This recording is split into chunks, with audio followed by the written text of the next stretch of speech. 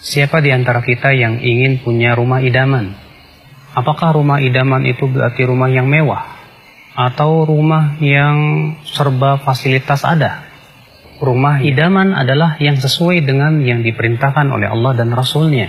Rumah idaman adalah rumah yang diberkahi oleh Allah Subhanahu wa Ta'ala. Rumah idaman adalah rumah yang dimasuki oleh malaikat rahmat.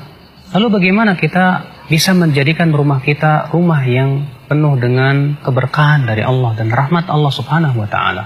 Yang pertama yang harus kita perhatikan ya akhul Islam, jangan sampai rumah kita mengundang para jin dan mengusir malaikat rahmat. Bagaimana caranya? Itu dengan memajang foto-foto bernyawa atau gambar-gambar bernyawa di dalam rumah kita. Coba dengarkan sebuah hadis Nabi SAW.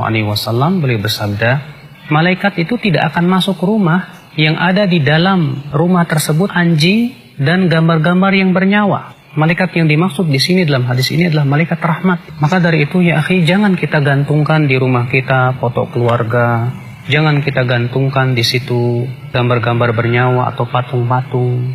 Imam Ahmad meriwayatkan dalam musnadnya, suatu malam Rasulullah SAW berjanji untuk bertemu dengan malaikat Jibril. Malam itu Rasulullah menunggu, ternyata tak kunjung datang malaikat Jibril. Di pagi harinya Rasulullah keluar rumah, ternyata Rasulullah bertemu dengan malaikat Jibril.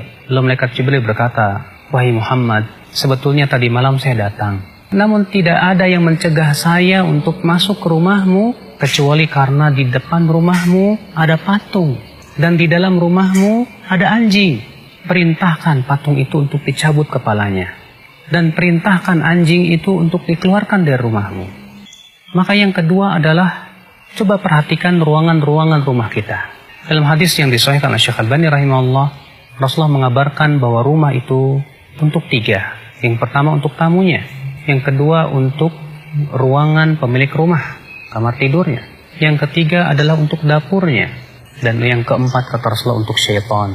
Artinya, kalau ada ruangan kamar kita tak terpakai di rumah itu berarti untuk syaitan kata Rasulullah.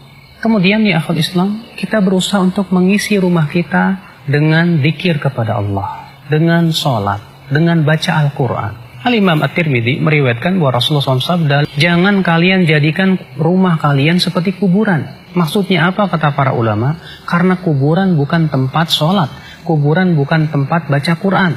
Maka rumah yang tidak ditegakkan padanya sholat, tidak